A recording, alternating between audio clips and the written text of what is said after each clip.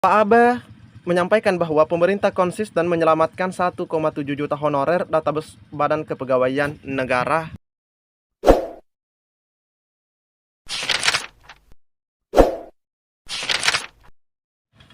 Bismillahirrahmanirrahim. Assalamualaikum warahmatullahi wabarakatuh. Di video kali ini, admin kembali berbagi informasi buat rekan-rekan semua terkait dengan pengumuman hasil seleksi P3K. Nah, informasi yang ditunggu-tunggu di hari ini ya, sebagaimana video kita sebelumnya, bahwa ada informasi dari salah seorang rekan kita bahwa info akurat katanya hari ini sudah diumumkan. Teman-teman bisa cek di video admin juga sebelumnya. Oke, tanpa perlu berlama-lama, admin cuma ingin menyampaikan kepada rekan-rekan semua, jika ada suara-suara berisik, mohon diabaikan saja. Dan terkhusus buat rekan-rekan yang belum subscribe, jangan lupa tekan tombol subscribe. Itu gratis teman-teman ya, ingat, itu gratis. Oke, kita lanjut saja ke info intinya. Nah, info terbaru dari Badan Kepegawaian Negara teman-teman ya. Jadi ini disampaikan oleh BKN soal pengumuman hasil seleksi P3K 2024 yang di tahap 1. Nah, ini pastinya ditunggu-tunggu. Selamat ya. Ini ada ucapan selamat. Ini hawa-hawanya positif teman-teman ya. Ada ucapan selamat. Oke. Badan Kepegawaian Negara atau BKN menyampaikan perkembangan terkini soal pengumuman hasil seleksi P3K 2024 di tahap 1. Yang mana PLT Kepala Biro Humas Hukum dan Kerjasama BKN, yaitu Bapak Muhammad Ridwan, menyampaikan tidak ada perubahan. Nah, jelas ya, tidak ada perubahan jadwal pengumuman hasil seleksi P3K 2024 tahap 1. Jadi kita sudah dapat poinnya pertama, tidak ada perubahan. Oke.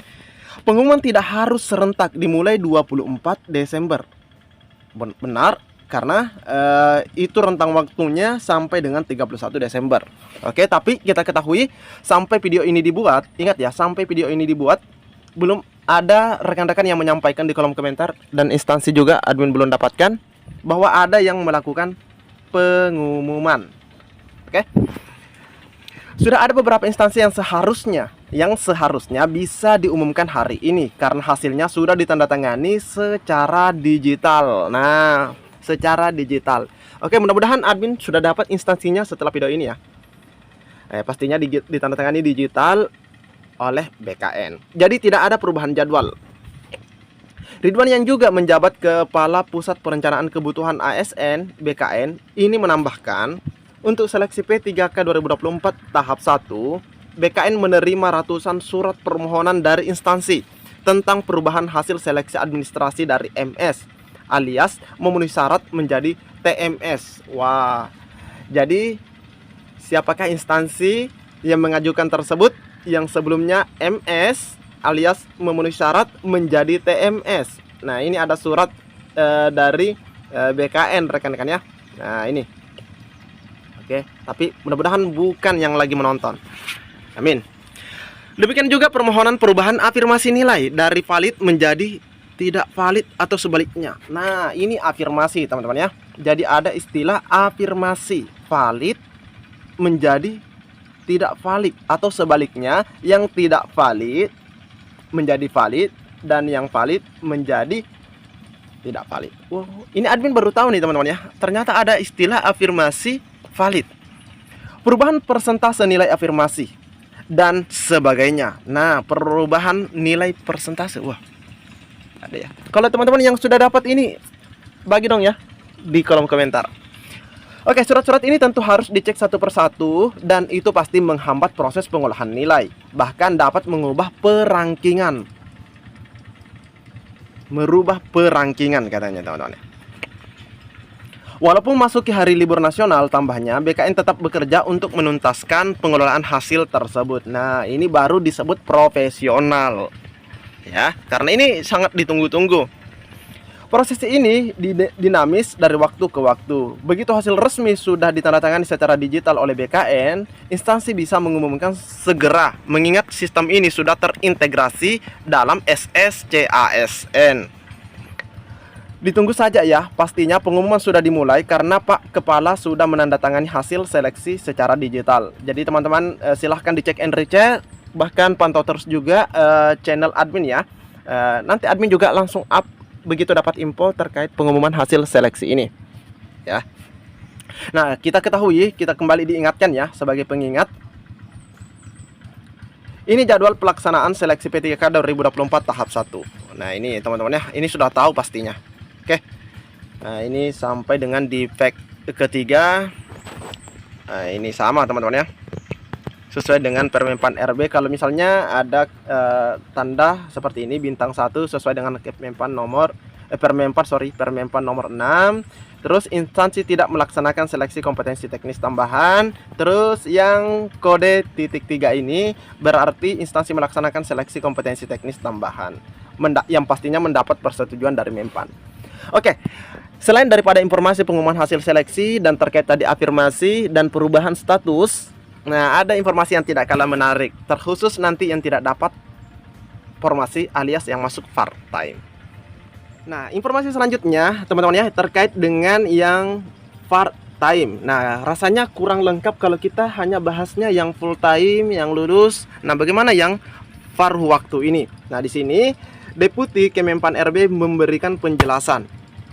Oke, kita coba simak.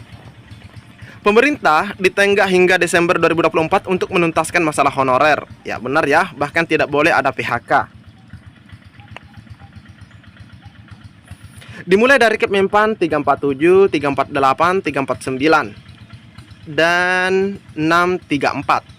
Nah, menurut PLT Deputi Bidang SDM, yaitu Bapak Abbas Subagja, pemerintah konsisten menyelamatkan 1,7 juta honorer database BKN. Alhamdulillah. 1,7 juta honorer database BKN. Oke. Namun penyelesaian tidak bisa semuanya diangkat menjadi ASN P3K. ASN P3K lantaran formasi yang diusulkan Pemda tidak berbanding lurus dengan jumlah honorer. Oleh karena itu pemerintah memberikan kesempatan kepada Pemda yang kemampuan anggarannya tidak memadai untuk tetap memperkerjakan honorernya dengan mengangkat menjadi P3K paruh waktu.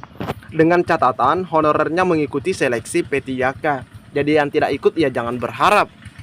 Pada prinsipnya, dalam pengadaan P3K tidak ada istilah pengangkatan secara otomatis. Semuanya harus ikut tes, meskipun kalah ranking. Itu dasarnya teman-teman ya. Dia melanjutkan, setiap pelamar wajib mengikuti seleksi yang dilaksanakan dengan komputer assisted test atau CAT. Penentuan kelulusan dilakukan berdasarkan peringkat terbaik, bukan berdasarkan nilai ambang batas. Benar sekali, bukan berdasarkan passing rate. Dalam seleksi tidak ada nilai ambang batas, tetapi pelamar akan dinyatakan lulus jika berperingkat terbaik. Sebelumnya, maksudnya lulus di sini admin sedikit jelaskan, lulus di sini maksudnya dia menjadi ASN full time teman-teman ya. Oke, mana sebelumnya Menpan RB yaitu Ibu Rini menyampaikan semua honorer TMS diikutkan pada seleksi P3K tahap 2. Pastinya teman-teman sudah tahu ya. Ini pendaftarannya sampai 31 Desember. Nah, bagi honorer atau tenaga non-ASN yang tidak lolos seleksi P3K tahap 1 bisa mengikuti seleksi P3K di tahap 2. Dia melanjutkan, kebijakan tersebut diambil untuk mengoptimalkan penyelesaian penataan tenaga non-ASN. Karena kenapa mereka ditenggak juga oleh Undang-Undang ASN nomor 20 tahun 2023 itu teman-teman ya. Jadi intinya buat yang tidak mendapatkan formasi akan masuk ke paruh waktu dan tidak ada passing grade. Nah, intinya seperti itu teman-teman ya. Perlu dilakukan akselerasi agar non-ASN yang memang sudah masuk dalam database memiliki kesempatan untuk mendaftar pada tahap 2 sehingga penyelesaian penataan non-ASN bisa optimal. Data yang perlu dipetakan adalah non-ASN database BKN dinyatakan TMS pada seleksi administrasi. Non-ASN yang tidak memenuhi syarat pada seleksi administrasi CPNS serta non-ASN database BKN yang tidak mendaftar. Jadi ada 3 ya. Dengan catatan mereka semuanya harus masuk dalam database dulu. Tapi mereka gagal dalam seleksi administrasi P3K, dalam seleksi administrasi CPNS dan tidak mendaftar di tahap 1. Itu boleh ke tahap 2. Intinya seperti itu. Jadi untuk informasi kali ini mungkin cukup sampai di sini teman-teman ya. Pantau terus channel ini. Admin akan terus update info buat rekan-rekan semua. Assalamualaikum warahmatullahi wabarakatuh.